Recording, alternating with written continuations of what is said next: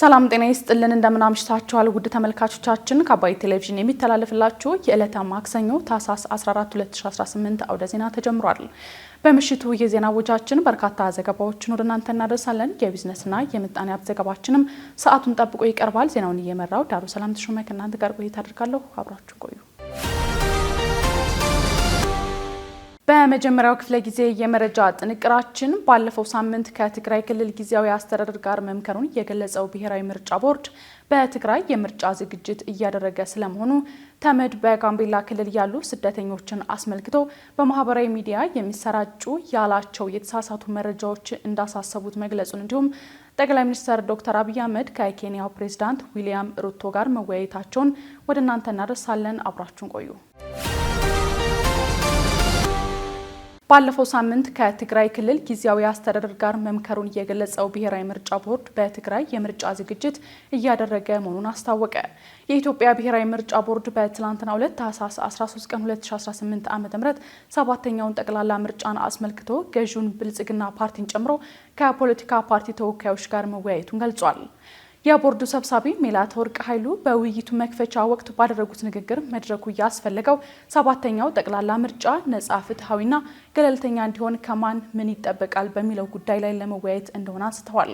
እንዲሁም አስቻይ የፖለቲካ ምህዳር መፍጠርና የውይይቱ ቀጣይነት በምን መልኩ መሆን አለበት በሚለው ላይ የሁሉም ፖለቲካ ፓርቲዎች ተወካዮች ባሉበት መወያየት አስፈላጊ ነው ብለዋል። ሰብሳቢዋ በቦርዱ እስካሁን የተሰሩ ስራዎችን እንዲሁም በመሰራት ላይ ያሉት ላይ ማብራሪያ ሰጥተዋል።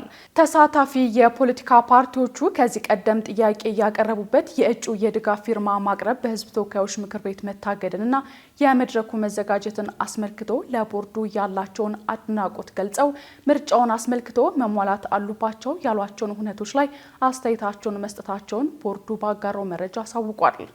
የቦርዱ ሰብሳቢ ለፓርቲዎቹ ጥያቄና አስተያየት ምላሽ በሰጡበት ወቅት የጸጥታ አስቻይ ሁኔታን በተመለከተና ሌሎች ምርጫውን የተመለከቱ ጉዳዮችን አስመልክቶ የሚኖሩ የምክክርና የውይይት መድረኮች ቀጣይነት ያላቸው እንደሚሆኑ ተናግረዋል። በተመሳሳይ መልኩ ለፓርቲዎች በጀት ለማከፋፈል ፓርቲዎቹ ሰነድ እንዲያቀርቡለት በመጠየቅ ላይ መሆኑን ገልጸዋል። ተሳታፊዎቹ ያነሱት ሌላኛው ጥያቄ በትግራይ ምርጫ ይካሄዳል ወይ የሚለው ሲሆን ሜላትወርቅ በምላሹ ቦርዱ በሌሎች ክልሎች እንደሚያደርገው በትግራይ ክልልም ምርጫ ለማድረግ ዝግጅት እያደረገ መሆኑን ተናግረዋል። ባሳለፍነው ሳምንትም ከትግራይ ጊዜያዊ አስተዳደር ጋር በትግራይ ክልል ምርጫ ስለሚካሄድበት ሁኔታ እንደተወያዩና ቦርዱም ውይይቱን ተከትሎ ጥሩ ውጤት እንደሚጠብቅም ሰብሳቢዋ ገልጸዋል። ተመድ በጋምቤላ ክልል ያሉ ስደተኞችን አስመልክቶ በማህበራዊ ሚዲያ የሚሰራጩ ያላቸው የተሳሳቱ መረጃዎች እንዳሳሰቡት አስታወቀ። የተባበሩት መንግስታት ድርጅት የስደተኞች ጉዳይ ከፍተኛ ኮሚሽን በጋምቤላ ክልል የተጠለሉ ስደተኞች ላይ በማነጣጠር በማህበራዊ ሚዲያ የተሰራጩ ያላቸው የተሳሳቱ መረጃዎች በእጅጉ እንዳሳሰቡት ገልጿል። ለሁኔታው በአፋጣኝ መፍትሄ ካልተበጀለት በአካባቢው ውጥረትን ሊያባብስ ይችላል ሲል ድርጅቱ ዛሬ ባወጣው መግለጫ ላይ አሳስቧል። የጥገኝነት ሲቪልና ሰብአዊ ባህሪያት ለድርድር የማይቀርብ መርህ መሆኑን በመግለጫው አጽንኦት የሰጠው ድርጅቱ በትጥቅ እንቅስቃሴ ውስጥ ሲሳተፍ የተገኘ ማንኛውም ግለሰብ በሀገሩ ሕግ መሰረት ተጠያቂ እንደሚሆንም አመልክቷል። ተቋሙ በዛሬው መግለጫው ስደተኞች ላይ ያነጣጠሩ የተሳሳቱ መረጃዎች መሰራጨታቸውን ቢገልጽም ስለ መረጃው ምንነት በግልጽ ያለው ነገር የለም። እስካለፈው ህዳር ወር አጋማሽ ድረስ በጋምቤላ ክልል ተጠልለው የሚገኙ ስደተኞች ብዛት 482981 እንደሆነ ከተመድ የተገኘው መረጃ ያመለክታል። ስደተኞቹ በክልሉ በሚገኙ ንጉትየል፣ ቲርኪዲ፣ ኩሎ፣ ጀዊና አኩላ በተባሉ 5 መጠለያ ጣቢያዎች ተጠልለው ይገኛሉ። የተመድ የስደተኞች መረጃ ተቋም በዛሬው መግለጫው በጋምቤላ ከሰሞኑ በተፈጠረው ሁኔታ ምክንያት ለስደተኞች የሚሰጠውን የምግብና የውሃ አቅርቦትን ጨምሮ አንዳንድ አገልግሎቶችን በጊዜያዊነት ለማቋረጥ መገደዱን አስታውቋል። ሁኔታዎች ሲፈቅዱ አገልግሎቱን እንደሚያስቀጥልም ጠቁሟል። ይህ በእንዲህ እንዳለ በጋምቤላ ክልል ከሰሞኑ ተፈጥሮ ከነበረው ወቅታዊ የጸጥታ ጉዳዮች ጋር በተገናኘ የክልሉ አመራሮችና ባለሙያዎች የተሳተፉበት የውይይት መድረክ በጋምቤላ ከተማ ተካሂዷል። በውይይቱም የክልሉ ርዕሰ መስተዳደር ወይዘሮ አለሚቱ ኡሞድ ተፈጥሮ የነበረው የጸጥታ መደፍረስ በጸጥታ ኃይሉና በህብረተሰቡ ትብብር ወደ አንጻራዊ ሰላም ተመልሷልም ብለዋል። ጠቅላይ ሚኒስትር ዶክተር አብይ አህመድ ከኬንያው ፕሬዝዳንት ዊሊያም ሩቶ ጋር ተወያዩ። የኬንያው ፕሬዝዳንት ዊሊያም ሩቶ ለአንድ ቀን ለይፋዊ የስራ ጉብኝት ዛሬ አዲስ አበባ እየገቡ ሲሆን ጠቅላይ ሚኒስትር ዶክተር አብይ አህመድ በጽህፈት ቤታቸው ተቀብለው ውይይት አድርገዋል።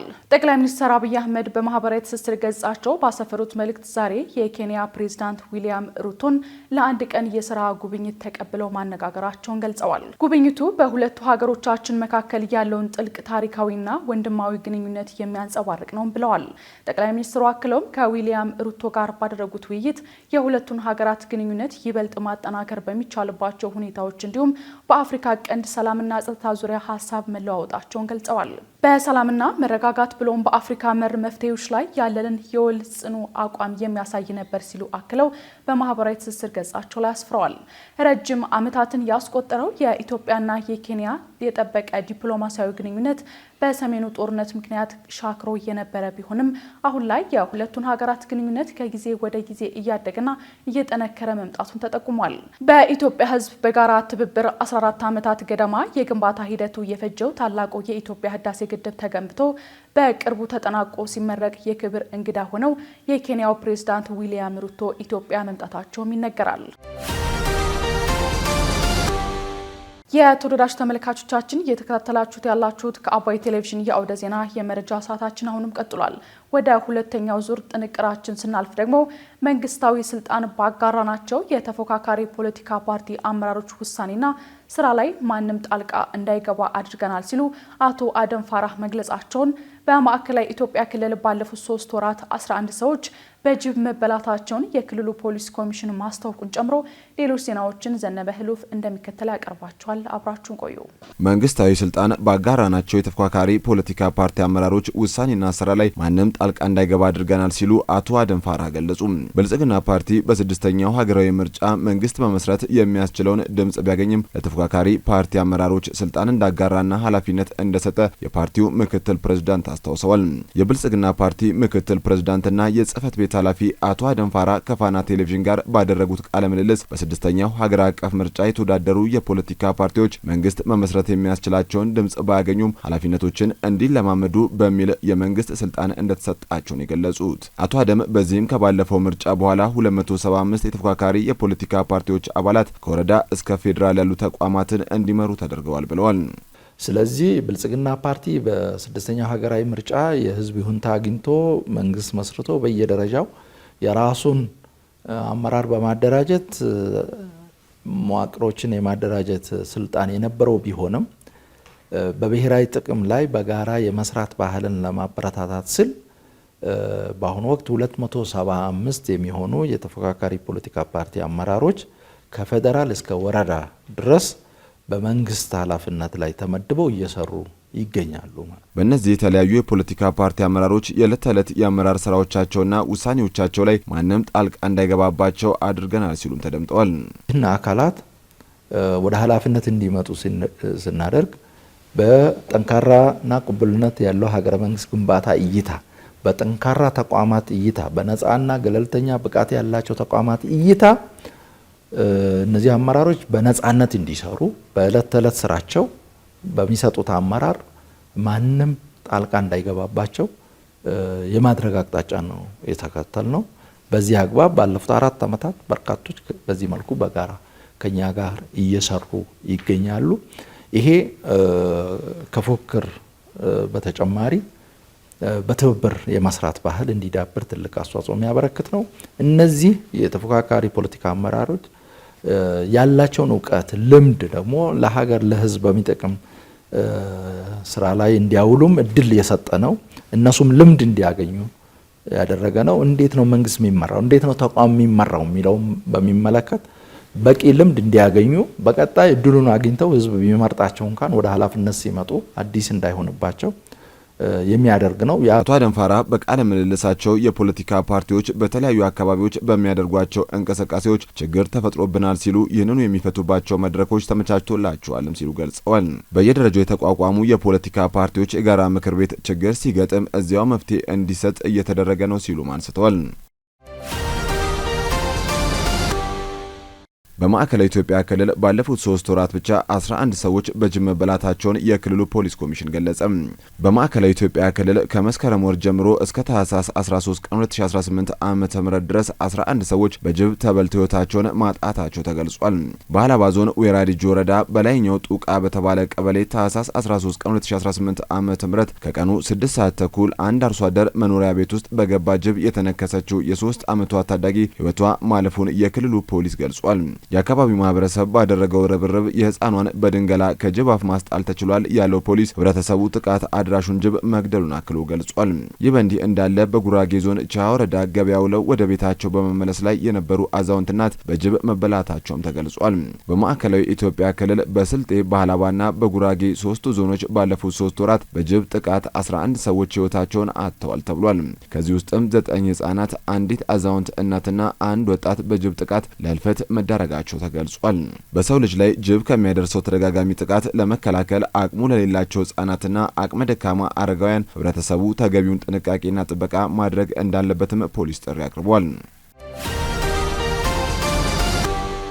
የኢትዮጵያ አየር መንገድ ከእሁድ ጀምሮ ወደ ደሴ ኮምቦልቻ ያቋረጠውን በረራ የአየር ጸባዩ ባለመስተካከሉ በዛሬው ዕለትም ለመቀጠል አለመቻሉን ገለጸ።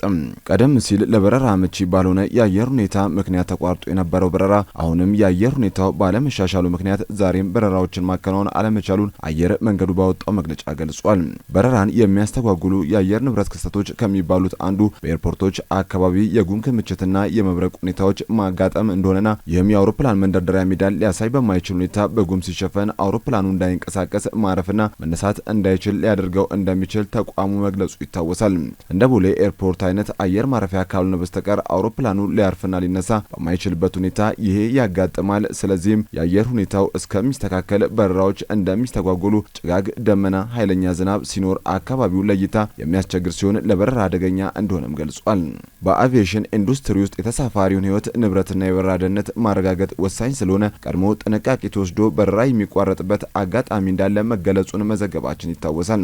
ተቋሙ የአየር ሁኔታው እንደተስተካከለ በረራዎችን ወዲያውኑ እንደሚጀምር የገለጸ ሲሆን በአገልግሎቱ መቋረጥ ምክንያት ለተፈጠረው እንግልትም ለተጓዦችና ለደንበኞቹ ይቅርታ ጠይቋል።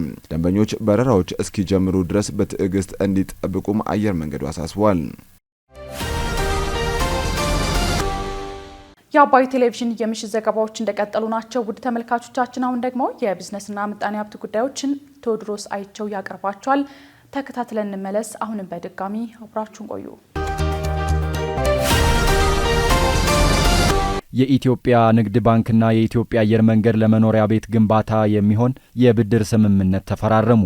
የኢትዮጵያ አየር መንገድ ለሰራተኞቹ መኖሪያ ቤት ግንባታ የሚሆን የብድር ስምምነት ከኢትዮጵያ ንግድ ባንክ ጋር በዛሬው ዕለት ተፈራርመዋል። በኢትዮጵያ አየር መንገድና በኢትዮጵያ ንግድ ባንክ መካከል የተደረገው ስምምነት የአየር መንገዱን ሰራተኞች የመኖሪያ ቤት ችግር በዘላቂነት ለመፍታትና አስፈላጊውን የፋይናንስ አቅርቦት ለማመቻቸት ያለመ ነው ተብሏል።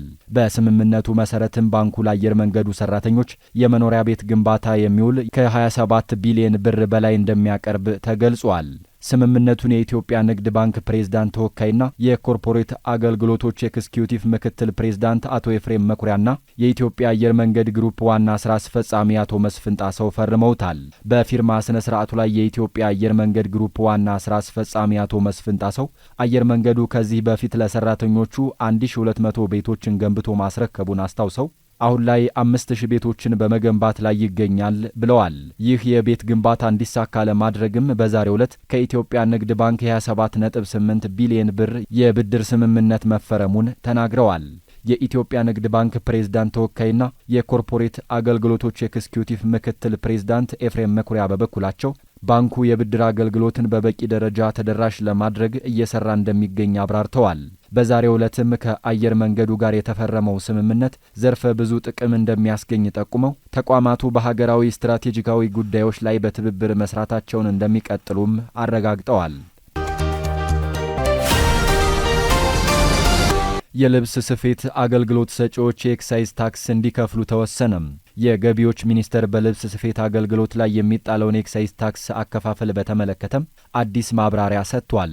ሚኒስትሩ ባወጣው ሰርኩላር ደብዳቤ ላይ የልብስ ስፌት ፋብሪካዎች የአገልግሎት ሰጭነን በሚል ምክንያት ኤክሳይዝ ታክስ ነፃ መሆን እንደማይችሉ አመልክተዋል። ከዚህ ቀደም የገንዘብ ሚኒስቴር በሰጠው ማብራሪያ አምራቾች ከደንበኞች የሚቀርብላቸውን ጨርቅ የመስፋት አገልግሎት በሚሰጡበት ወቅት የኤክሳይዝ ታክስ እንዲከፍሉ አይጠየቁም ተብሎ የነበረ ቢሆንም ይህ አሰራር የታክስ ገቢ እንዲታጣ ምክንያት መሆኑ ተገልጿል። በዚህም በተሻሻለው በኤክሳይዝ ታክስ አዋጅ መሰረት በኤስኤች ኮድ 50.07 እስከ 63.04 የተመደቡ የጨርቃ ጨርቅና የተሰፉ ልብስ ምርቶች የኤክሳይዝ ታክስ የሚጣልባቸው በመሆኑ የልብስ ስፌት ፋብሪካዎች ግዴታቸውን እንዲወጡ ታዟል። የገንዘብ ሚኒስቴር በሰጠው አዲስ መመሪያ መሰረት የኢንቨስትመንትና የንግድ ፍቃድ ያላቸው የልብስ ስፌት ፋብሪካዎች ለኤክሳይዝ ታክስ ዓላማ የመመዝገብ ግዴታ አለባቸው ብለዋል። በተጨማሪም የልብስ ስፌት አገልግሎት ሰጭነን በሚል ሰበብ ከታክስ ነፃ መሆን አይችሉም የተባለ ሲሆን አምራች ፋብሪካዎችና የሚመለከታቸው የሥራ ክፍሎች ይህንን አውቀው ተገቢውን ክትትል እንዲያደርጉ የገንዘብ ሚኒስቴር አሳስቧል። በታህሳስ 7 ቀን 2018 ዓ.ም በገቢዎች ሚኒስቴር የተላለፈው ይህ ውሳኔ በዘርፉ ሊሰበሰብ የሚገባውን የታክስ ገቢ በአግባቡ ለመሰብሰብና አሰራሩን ግልጽ ለማድረግ ያለመ መሆኑን ተጠቁሟል። ኢትዮጵያና አሜሪካ ከ1.4 ቢሊዮን ዶላር በላይ የትብብር ስምምነት ተፈራረሙ። ኢትዮጵያና አሜሪካ የ1.466 ቢሊዮን ዶላር የትብብር የመግባቢያ ስምምነት ተፈራርመዋል። የአሜሪካ መንግስት በኢትዮጵያ ለጤናው ዘርፍ ልማት ትብብር የሚውል የ1.01 ቢሊዮን ዶላር ድጋፍ ይፋ አድርጓል። ትብብሩ ለ5 ዓመት ለጤና ዘርፍ ዘላቂ ልማትና የጋራ ኢንቨስትመንት ማጠናከሪያ ትብብር የሚውል መሆኑ ተገልጿል። የመግባቢያ ስምምነቱን የገንዘብ ሚኒስትር አቶ አህመድ ሽዴ፣ የጤና ሚኒስትር ዶክተር መቅደስ ዳባና በኢትዮጵያ የአሜሪካ አምባሳደር ኤርቨን ማሲንጋ ፈርመዋል። ድጋፉ በኢትዮጵያና አሜሪካ ትብብር ታሪካዊ የተባለለት ሲሆን የአዲሱ የትብብር ምዕራፍ የጠበቀ ግንኙነት ማሳያ እንደሆነም ተነስቷል። 120 ዓመታትን የተሻገረው የኢትዮጵያና አሜሪካ ወዳጅነት በተለያዩ የትብብር መስኮች ሲገለጥ መቆየቱ ይነገራል። እንደ አውሮፓውያን አቆጣጠር ከ2026 እስከ 2030 የሚቆየው የትብብር ማዕቀፍ ስምምነቱ በአጠቃላይ ከአሜሪካ መንግስት የሚለቀቀው የገንዘብ መጠን 1.016 ቢሊዮን ዶላር ሲሆን ቀሪው 450 ሚሊዮን ዶላር የሚሆነው ከኢትዮጵያ መንግስት በትብብር ፋይናንስ የሚቀርብ ነው ተብሏል። የአሜሪካ መንግስት ባለፉት 20 ዓመታት 5 ቢሊዮን ዶላር የጤና ፋይናንስ ድጋፍ ለኢትዮጵያ ማድረጉን የገለጹት አምባሳደር ኤርቨን ማሲንጋ ለሚቀጥሉት 5 ዓመታት ደግሞ የ1.016 ቢሊዮን ዶላር ድጋፍ የአሜሪካ መንግስት ለኢትዮጵያ ድጋፍ የሚያደርግ መሆኑን ገልጸዋል። የገንዘብ ድጋፉ በ5 ዓመታት ጊዜ ውስጥ በየበጀት ዓመቱ የሚለቀቅ ይሆናል ተብሏል። ስትከታተሉት የነበረው የዕለተ ማክሰኞ ታህሳስ 14 2018 ከአባይ ቴሌቪዥን የአውደ ዜና የመረጃ ጥንቅራችን ይህን ይመስል ነበር። አብራችሁን ስለነበራችሁ እናመሰግናለን። በያላችሁበት መልካም ምሽት ይሁንላችሁ።